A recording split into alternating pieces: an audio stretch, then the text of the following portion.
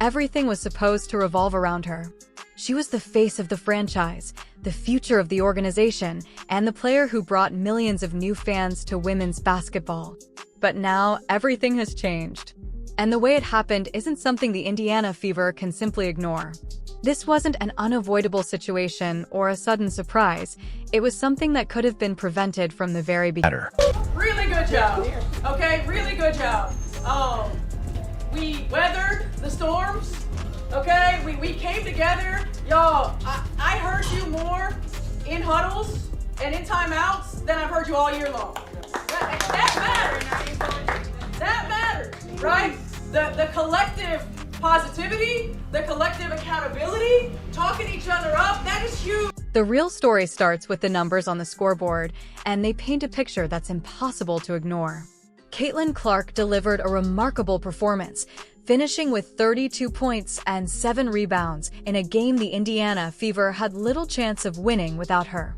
She was flawless at the free throw line, knocking down all 11 of her attempts with the kind of composure that only comes from complete confidence. We came together going into overtime, coming together and finishing this game. Yes. All right, great job. That we grew today. Yeah. We grew today. Standing before her team, she delivered a message centered on unity, effort, and collective growth, speaking passionately about how the group had taken a step forward together. Yet, throughout the entire speech, one detail stood out above everything else. She never once mentioned the player who had just carried the team through one of its toughest moments. On its own, that might not have seemed unusual. Coaches often choose to focus on the team rather than individual performances, wanting every player to feel valued and connected to the result. That's a common approach, and under normal circumstances, it wouldn't have raised many questions. But this situation felt different. I think I said this when C was drafted here. It's like when you have the bookends, when you have a point guard, and you have a center, that are special. You can build a team around that, and certainly then you add in Kelsey, who had already been here, and she had a quiet 19. When she addressed the media, Stephanie White spoke about the foundation of the team's future. She highlighted the importance of having key pieces at both ends of the floor, pointing to CaitlinClark and Aaliyah Boston as the kind of point guard and center combination that organizations dream of building around. She described it as something special, a core capable of shaping the franchise for years to come.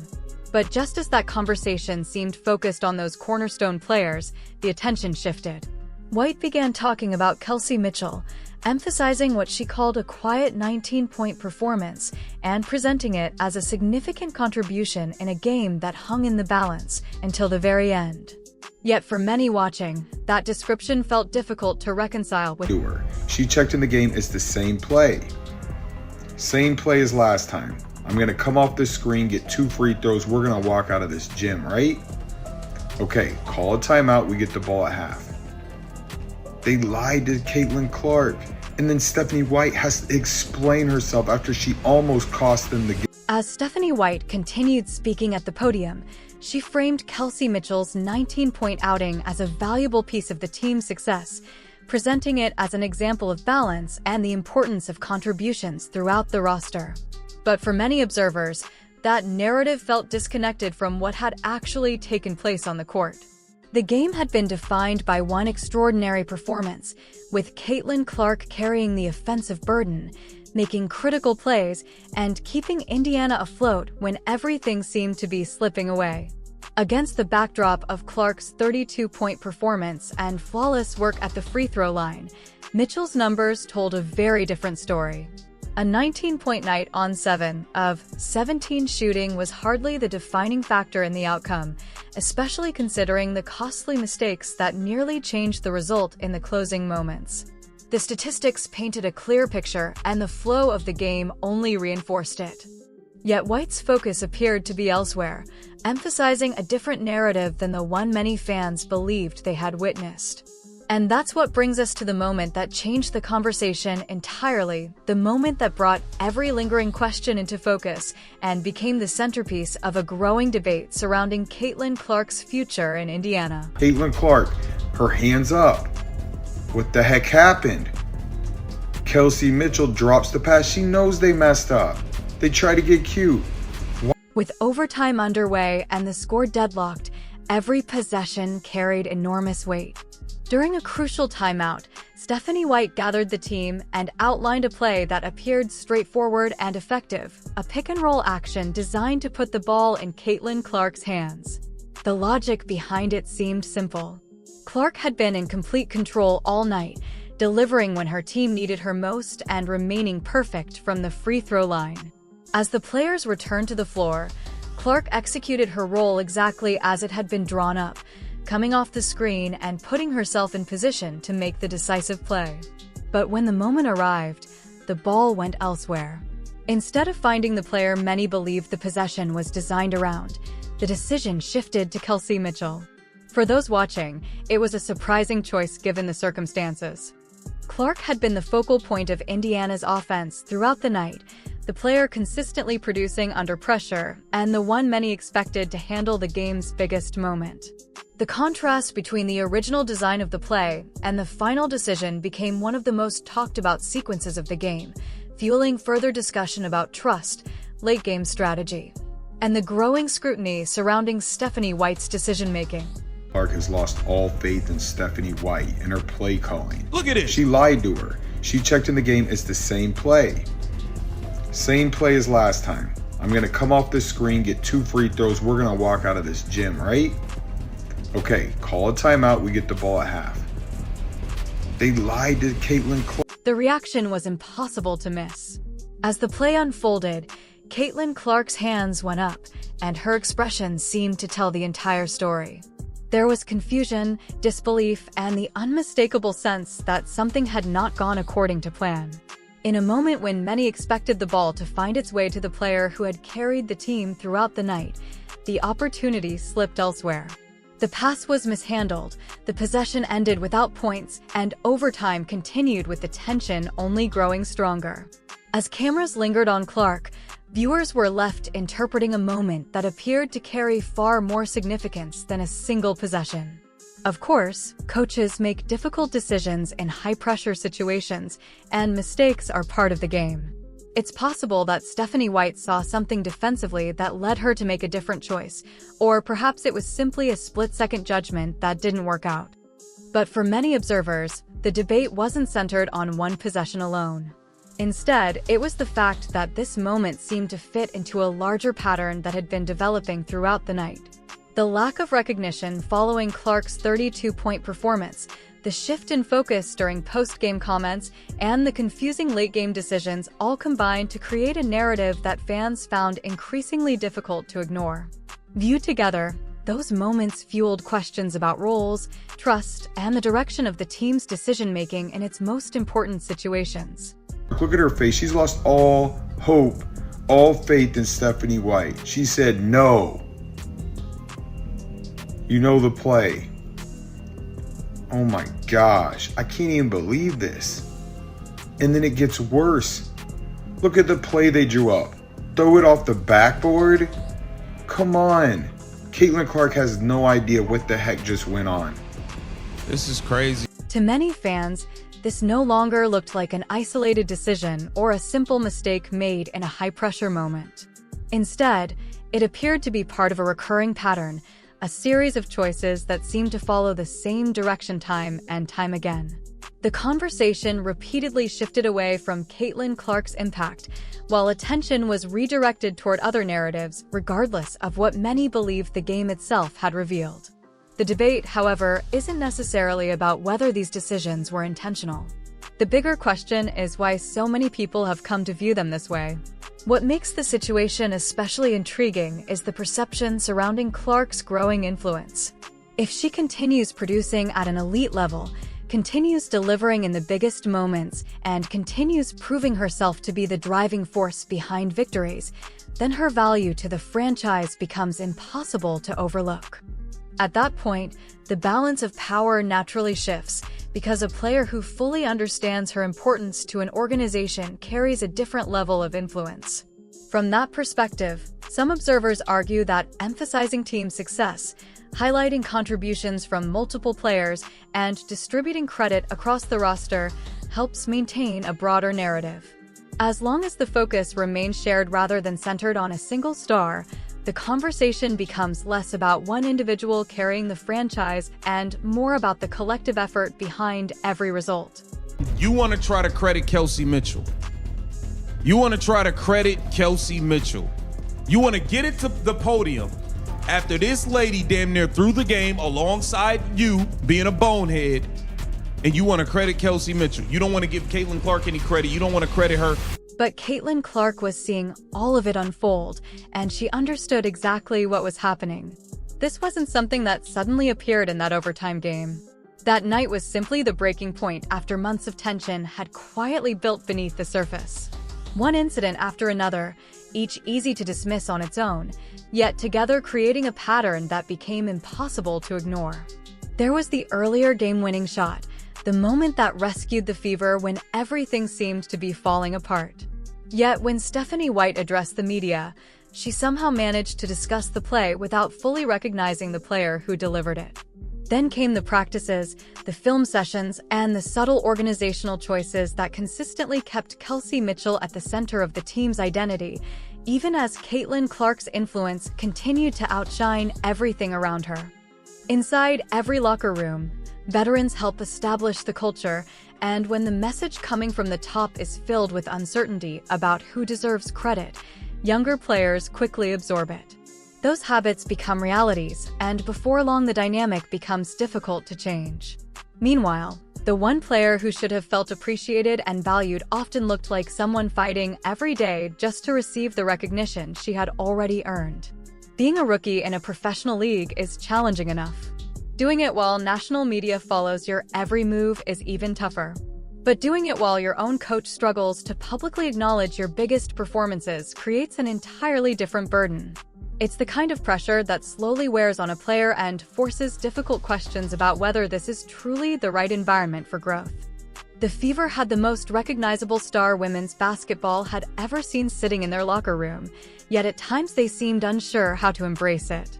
And hidden beneath all the noise surrounding the story was a detail that may have explained far more than people realized.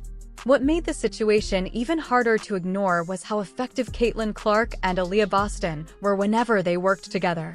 Their pick-and-roll connection had become one of the most dangerous combinations in the league, creating problems defenses simply couldn't solve.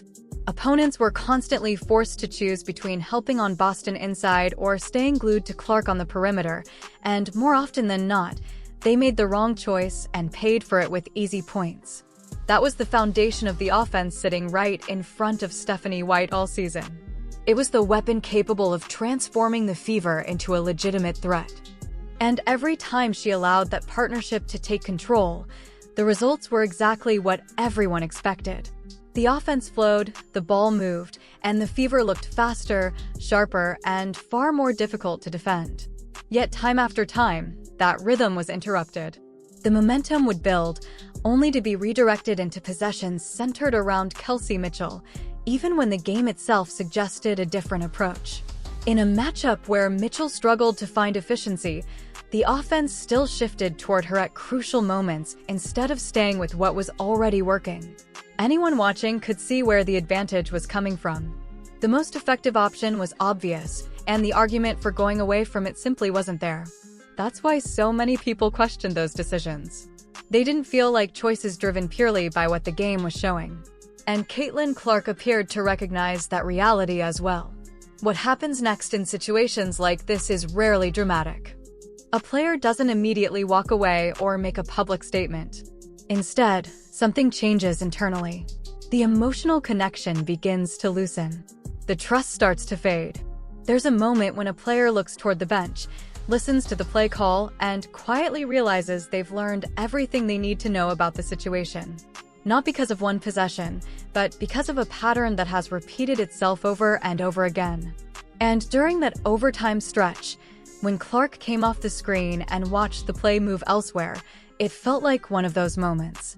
Not frustration, not an emotional outburst, but something much quieter and far more significant.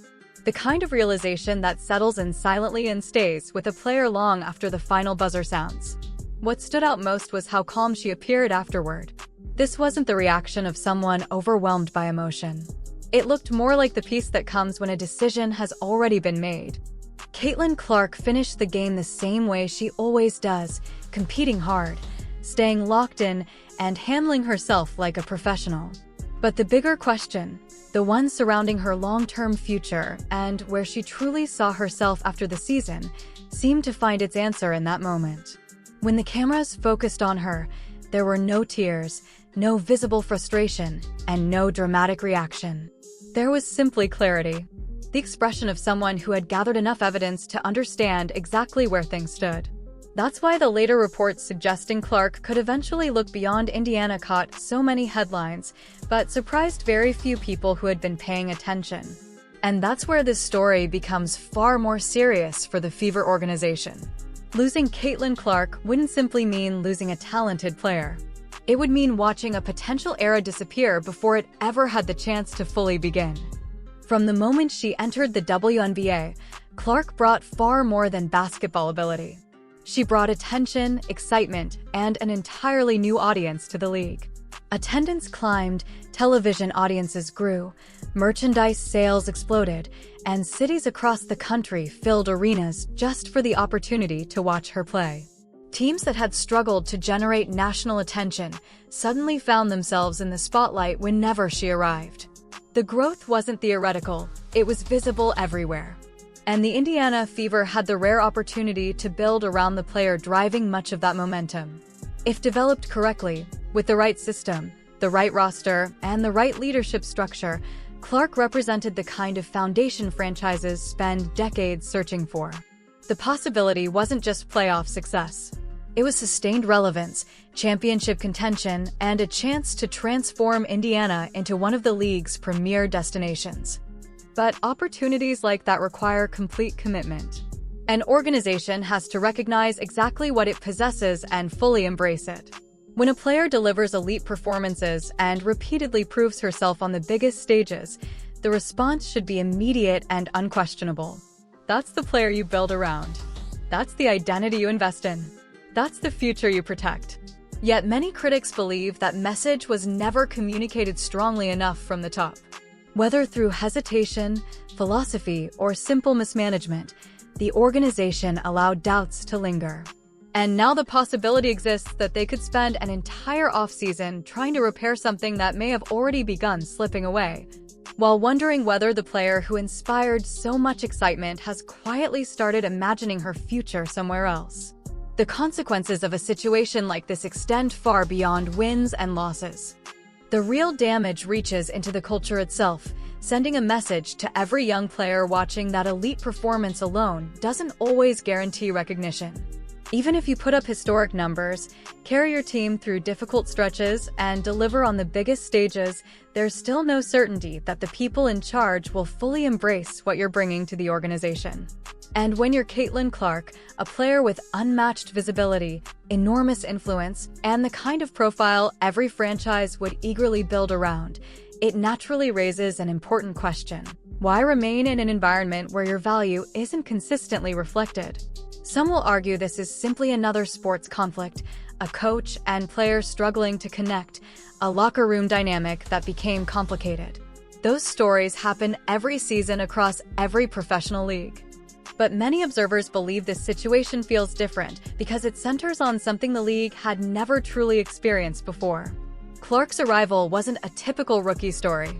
The attention she generated, the audiences she attracted, and the impact she had on the league's visibility created circumstances with very few comparisons. There was no proven blueprint for handling a player who instantly became one of the biggest attractions in the sport. Instead of adapting to that reality, critics argue the organization allowed existing dynamics to dictate the direction of the team. Problems that should have been addressed early were allowed to grow, tensions lingered longer than they should have, and important questions about the franchise's future never seemed to receive clear answers. Over time, those issues hardened into something much larger, creating a situation that became increasingly difficult to manage and eventually impossible to ignore. When viewed from that perspective, the story stops being about a disagreement between a coach and a player. It becomes a discussion about leadership, organizational awareness, and whether the franchise truly understood the magnitude of the opportunity sitting in front of it. The Indiana Fever appeared to possess something every organization dreams of finding: a transformational talent capable of changing the trajectory of an entire franchise. That's what makes the speculation surrounding the future so significant. If reports and concerns continue gaining momentum, difficult decisions could follow once the season concludes. Questions about coaching, leadership, and organizational direction would immediately move to the forefront, because no franchise can comfortably move forward while uncertainty surrounds the player viewed by many as the centerpiece of its future.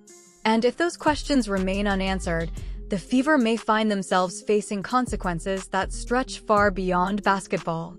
The reality is that if Indiana truly has to address these concerns, the response won't be gradual.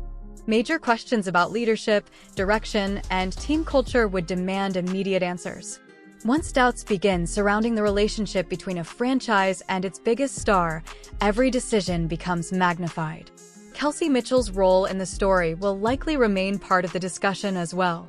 Whether justified or not, fans continue connecting her name to several of the moments that fueled this debate, making it harder for the organization to simply move on and start fresh. As for CaitlinClark, her future appears bright regardless of where her career takes her. Throughout all the noise, one thing remained clear: her performance never stopped speaking for itself. Fans watched the games, analysts broke down the numbers, and the basketball world formed its own opinion. For many observers, Clark wasn't the problem.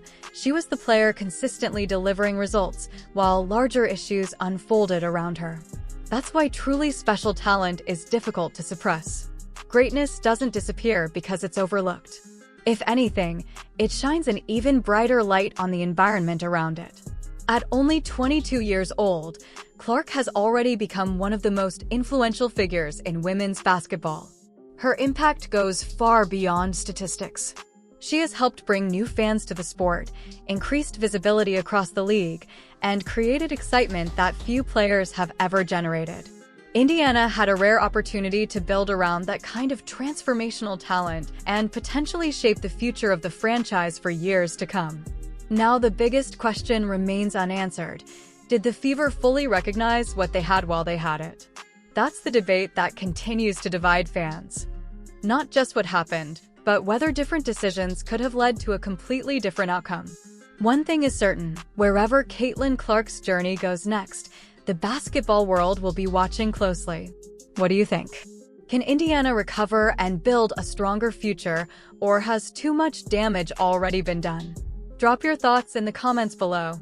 And if you enjoyed this breakdown, make sure to like the video, subscribe to the channel, and turn on notifications so you don't miss any updates as this story continues to unfold.